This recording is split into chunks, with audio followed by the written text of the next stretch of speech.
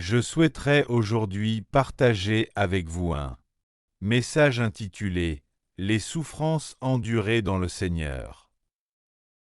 Le passage biblique d'aujourd'hui est tiré de Jacques 5,13.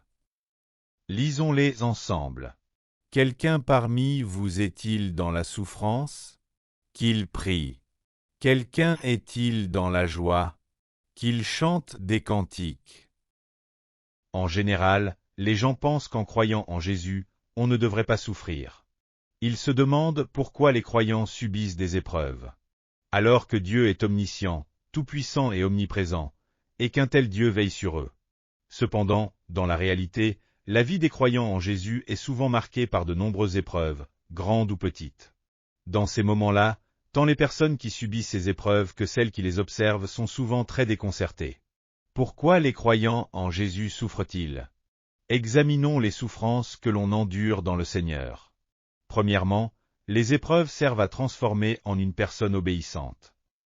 Les croyants en Jésus souffrent parfois parce qu'ils ont désobéi à la volonté de Dieu et péché malgré de multiples avertissements de sa part. Dans ces cas-là, les épreuves sont la correction aimante que Dieu leur inflige. Nous savons bien que les épreuves de Jonas étaient dues à sa désobéissance. Dieu avait ordonné à Jonas d'aller à Ninive, la capitale de la Syrie, pour appeler ses habitants à la repentance. Dieu voulait qu'il proclame que si Ninive ne se repentait pas conformément à son commandement, la ville serait détruite dans 40 jours. Cependant, Jonas se réjouissait à l'idée que Ninive, la capitale d'un pays ennemi, soit détruite. Il pensait que si, en obéissant à la parole de Dieu, il amenait les habitants de Ninive à se repentir, ils échapperaient au jugement de Dieu. Refusant cette possibilité, il a désobéi à la parole de Dieu. Jonas a désobéi à la volonté de Dieu et a agi selon ses propres pensées. Au lieu de se rendre à Ninive, il a pris un bateau pour Tarsis, dans la direction opposée. Alors qu'il traversait la mer Méditerranée pour se rendre à Tarsis, Dieu a provoqué une grande tempête, plongeant Jonas dans des épreuves indicibles. Finalement, les autres passagers du bateau ont découvert que Jonas fuyait Dieu et le désobéissait. Ils l'ont jeté à la mer. Jonas a alors été avalé par un grand poisson, où il a passé 3 jours et 3 nuits dans des souffrances innombrables. Ce n'est qu'après s'être repenti, confessé et avoir crié à Dieu que le Seigneur a ordonné au poisson de le vomir sur la terre ferme. Ainsi, Dieu a accordé une seconde chance à Jonas. De la même manière, lorsque nous persistons dans le péché malgré les avertissements répétés de Dieu, il permet que nous affrontions des difficultés par la discipline de l'épreuve. Dieu corrige ceux qu'il aime avec la verge de sa justice pour nous ramener sur le droit chemin. Apocalypse 3,19 déclare : « Moi, je reprends et je châtie tous ceux que j'aime.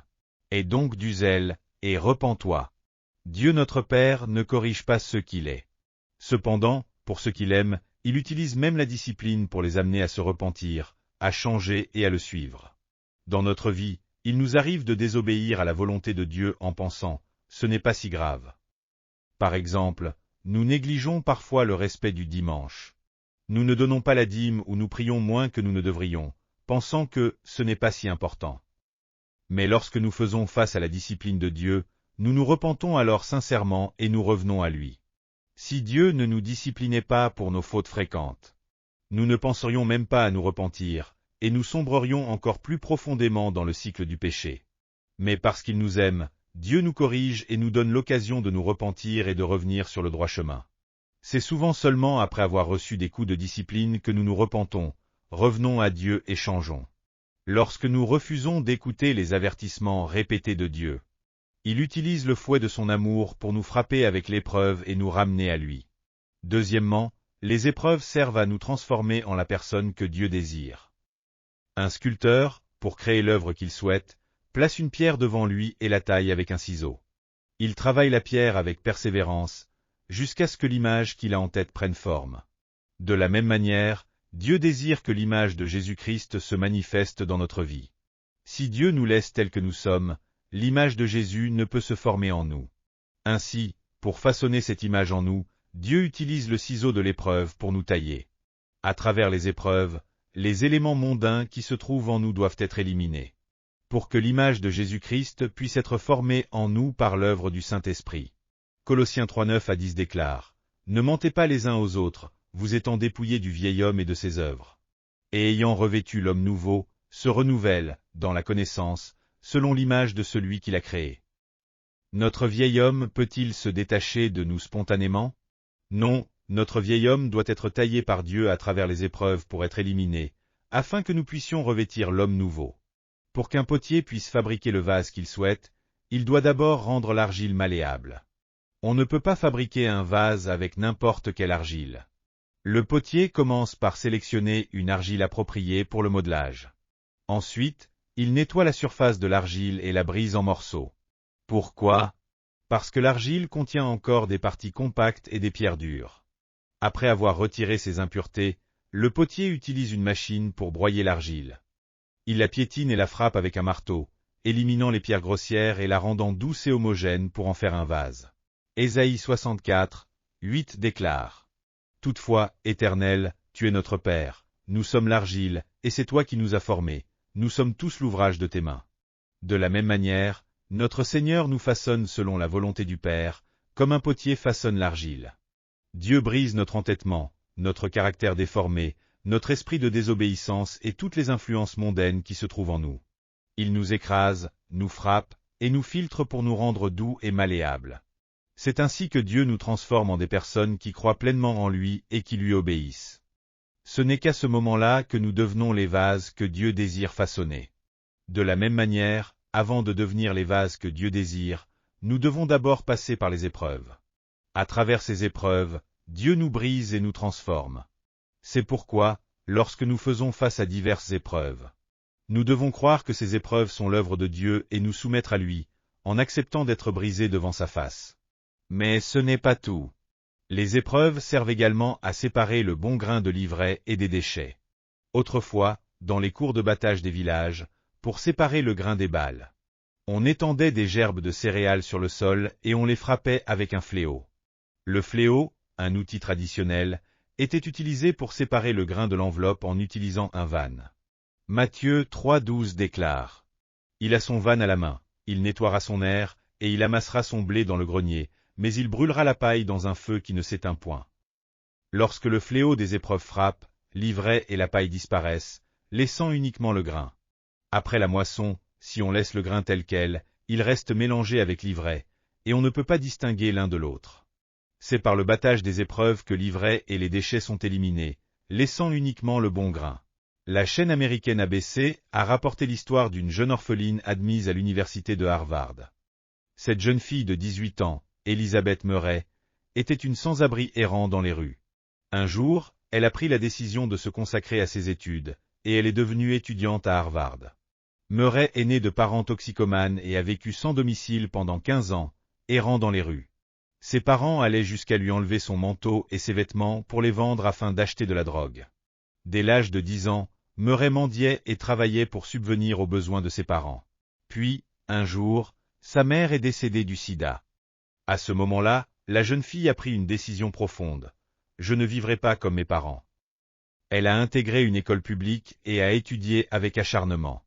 Elle a ainsi obtenu son diplôme beaucoup plus rapidement que les autres élèves. Pendant ses études, n'ayant nulle part où travailler, elle révisait assise dans les escaliers d'une entreprise ou sous les auvents des maisons, même sous la pluie. Malgré cela, elle s'est jurée: bien que je sois née pauvre, dans une famille misérable, et que j'ai erré comme une vagabonde, je vais étudier, entrer à Harvard et devenir une personne utile à cette société. Murray a surmonté toutes les souffrances et difficultés en travaillant dur. Finalement, elle a été admise à l'université de Harvard et a reçu une bourse d'études attribuée par le New York Times. Lorsque cette histoire a été publiée dans les journaux, de nombreux lecteurs, émus par son parcours, lui ont offert un soutien financier s'élevant à 200 000 $. Malgré les nombreuses épreuves et difficultés qu'elle a traversées à cause de ses parents, Murray n'a jamais reproché quoi que ce soit à ses parents, ni même à son environnement douloureux. Elle a plutôt déclaré: « Mon passé de souffrance est devenu le nutriment qui m'a permis de devenir ce que je suis aujourd'hui. » Elle a témoigné: « Si je n'avais pas souffert, j'aurais vécu comme les autres jeunes filles, en me laissant distraire par les plaisirs de ce monde.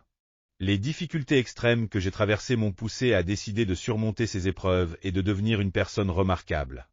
C'est ainsi que j'ai pu devenir étudiante à Harvard. » Lorsque l'épreuve frappe, les vies semblables à l'ivraie s'envolent, et la paille est également emportée. Seul le bon grain reste. Ainsi, les épreuves ne nous détruisent pas. Au contraire, elles servent à ce que Dieu élimine l'ivraie et la paille, pour ne laisser que le bon grain. Ce bon grain est alors destiné à recevoir les bénédictions de Dieu. Troisièmement, les épreuves servent à nous transformer en une personnalité mature.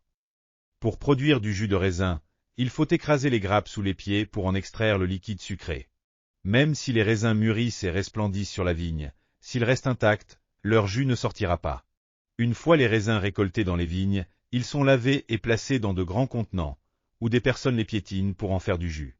Ce n'est qu'en écrasant et en brisant les raisins que leur jus sucré et parfumé peut remplir les cuves. Il en va de même pour l'huile d'olive. Les olives doivent être écrasées et broyées pour produire une huile parfumée. De la même manière, à travers les épreuves de la vie, les croyants sont brisés pour devenir mûrs et se consacrer à Dieu. Sans les épreuves, les individus manquent de profondeur. Ce n'est qu'en étant brisés à travers les épreuves que nous devenons des personnes mûres et compréhensives. Ce n'est qu'en traversant les épreuves que nous pouvons nous débarrasser de nos anciennes fautes et renaître en tant que personnes profondes, pleines de compréhension et de maturité. Psaume 119, 67 et 71 déclarent : Avant d'avoir été humilié, je m'égarais, maintenant j'observe ta parole. Il m'est bon d'avoir été humilié, afin que j'apprenne tes statuts. Regardez l'histoire de Joseph. Parmi ses frères, il était l'objet d'un amour particulier de son père, ce qui l'avait rendu arrogant, têtu et orgueilleux. À cause de cela, ses frères le détestaient.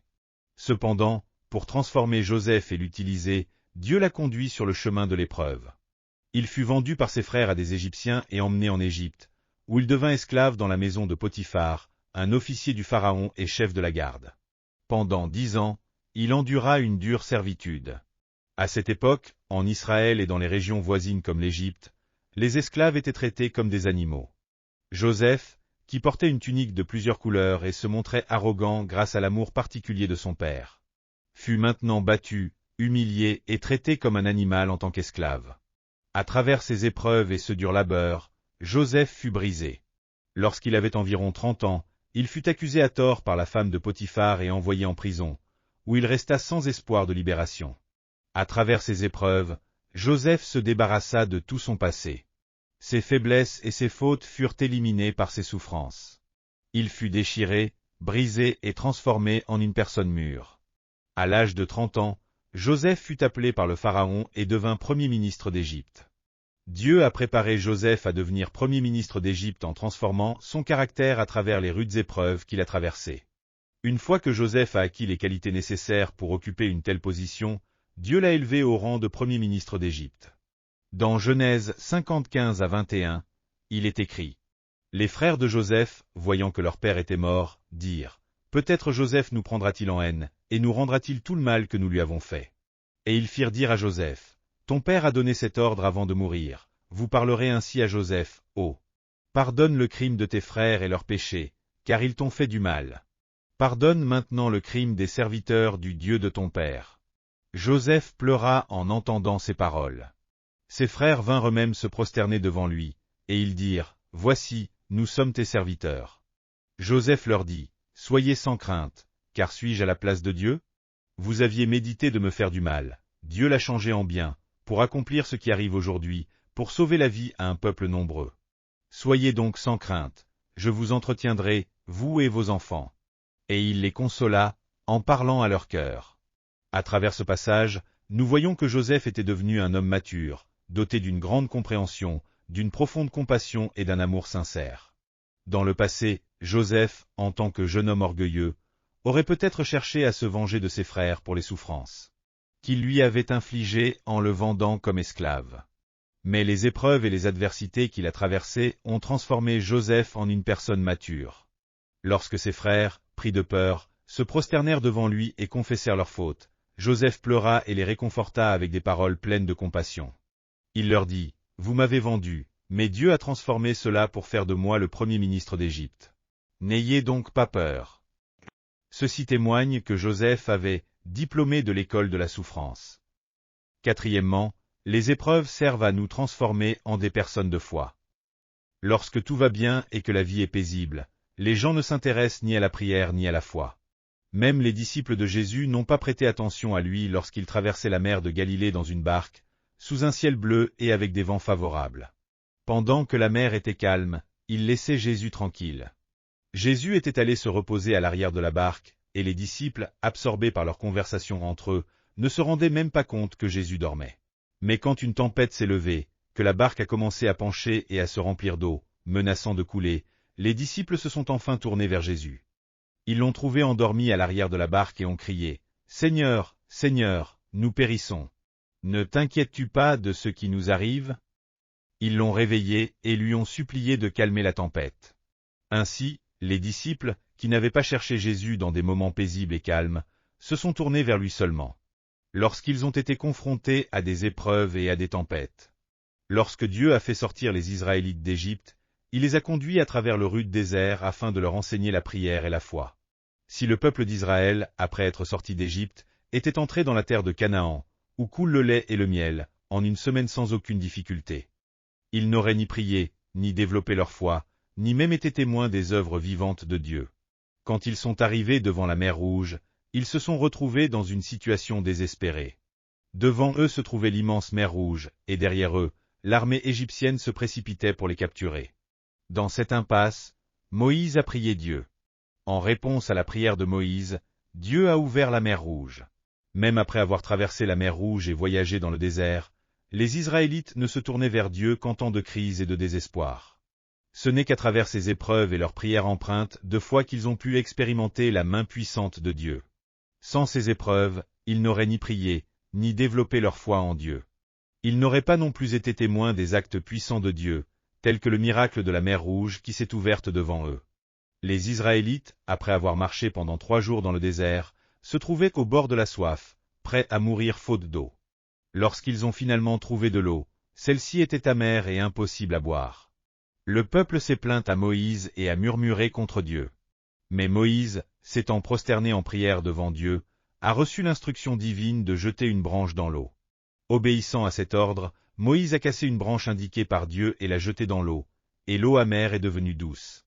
À travers cet épisode, les Israélites ont appris et expérimenté que lorsqu'ils croient et prient dans les moments d'épreuve, la puissance de Dieu se manifeste.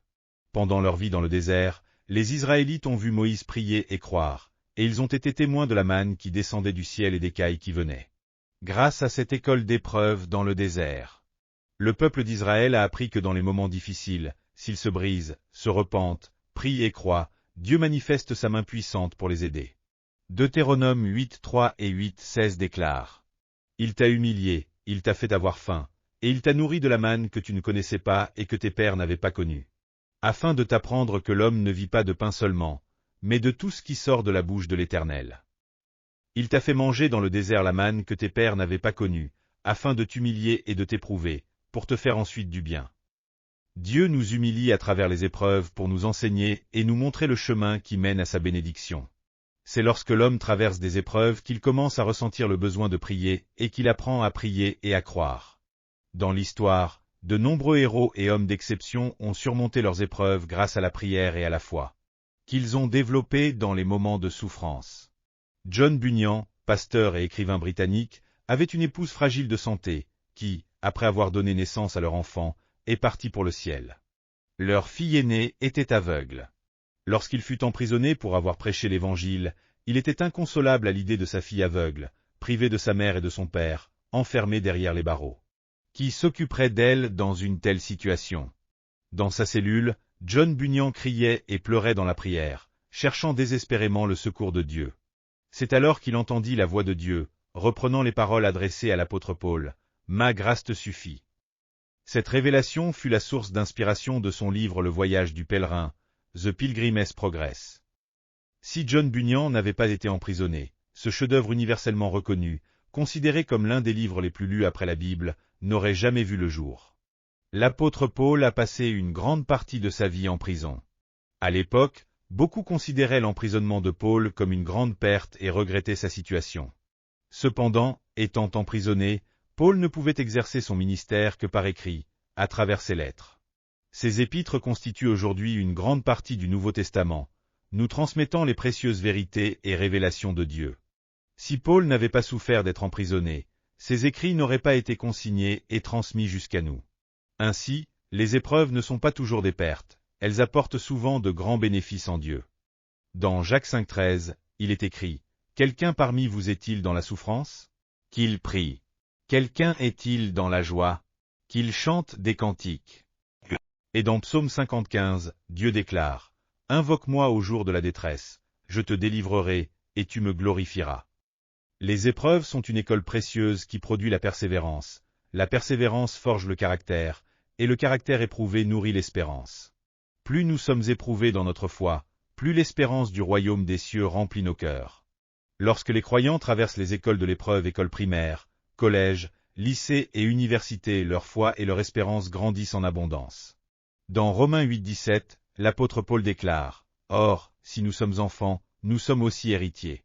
Héritiers de Dieu et cohéritiers de Christ, si toutefois nous souffrons avec lui, afin d'être aussi glorifiés avec lui. » À travers les épreuves, nous sommes transformés et purifiés, et cette transformation nous prépare à recevoir une grande gloire. Les souffrances présentes, aussi petites soient-elles, conduisent à des gloires éternelles d'une importance infinie dans notre vie. Ainsi, les épreuves que nous traversons en Christ ne sont pas des flammes qui nous détruisent, mais des flammes d'affinage qui nous préparent à partager la gloire du Christ. Dans 1 Pierre 4, 12-13, il est écrit « Bien-aimés, ne soyez pas surpris, comme d'une chose étrange qui vous arrive, de la fournaise qui est au milieu de vous pour vous éprouver. Réjouissez-vous, au contraire, de la part que vous prenez aux souffrances de Christ, afin que vous soyez aussi dans la joie et dans l'allégresse lors de la révélation de sa gloire. » Ce passage nous enseigne que les épreuves nous permettent de participer à la gloire de Christ. Nous souhaitons tous éviter la souffrance. Mais nous savons que sans passer par l'école des épreuves, il est impossible de devenir des croyants dotés d'un caractère pleinement accompli.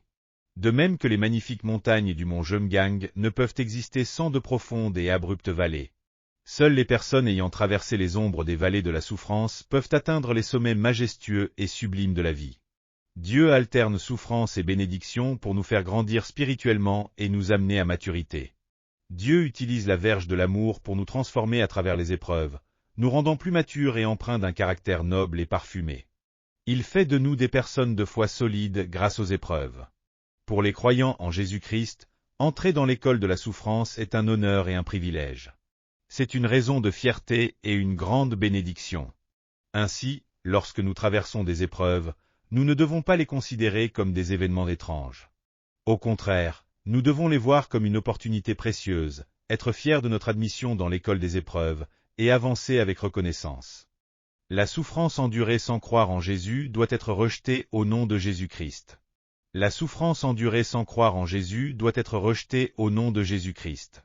Cependant, nous devons comprendre que toute souffrance vécue en Christ est une manière pour Dieu de nous rendre plus matures. La souffrance dans le Seigneur survient lorsque nous désobéissons à sa parole. Elle peut également nous être infligée pour que Dieu transforme ce qui est incorrect en nous.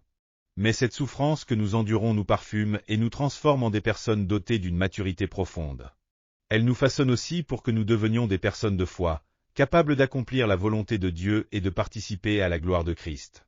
Nous devons savoir que Dieu utilise ces souffrances pour nous purifier comme l'or affiné. Prions ensemble. Père saint et glorieux, notre Dieu, durant notre vie sur cette terre, il n'y a pas que de bonnes choses, mais aussi des épreuves, pas seulement des jours paisibles, mais aussi des jours difficiles. Il n'y a pas que des journées ensoleillées, mais aussi des jours de vent et de pluie. Il n'y a pas que des journées chaudes, mais aussi des jours froids. De même que toutes ces choses s'assemblent pour créer la beauté de la terre et produire de beaux fruits. Notre vie aussi comporte des jours de tranquillité ainsi que des épreuves qui nous conduisent à l'école de la souffrance. À travers ton œuvre, nos anciennes manières sont ôtées, notre orgueil est abaissé, notre entêtement est brisé. Nous sommes transformés, adoucis, parfumés, obéissants et dotés d'un caractère enrichi d'une foi forte. Nous te remercions pour cette transformation. Nous comprenons que pour atteindre des sommets spirituels élevés, il est nécessaire de traverser de profondes vallées. Aide-nous, Seigneur, à accepter ces transformations avec gratitude, à louer et à persévérer même au cœur des épreuves, et à accueillir ces changements avec foi. Nous prions au nom de Jésus-Christ. Amen. Alléluia. Avez-vous reçu beaucoup de grâce à travers la parole? Je vous bénis de tout mon cœur au nom du Seigneur pour que vous soyez de plus en plus armés de la parole de Dieu et remplis du Saint-Esprit, afin que vous meniez une vie victorieuse dans ce monde. Si vous avez aimé cette vidéo, n'oubliez pas de vous abonner à la chaîne, d'activer les notifications et d'appuyer sur le bouton j'aime. Cela nous aide beaucoup à préparer plus de vidéos remplies de grâce. Nous nous retrouverons avec joie dans la prochaine vidéo.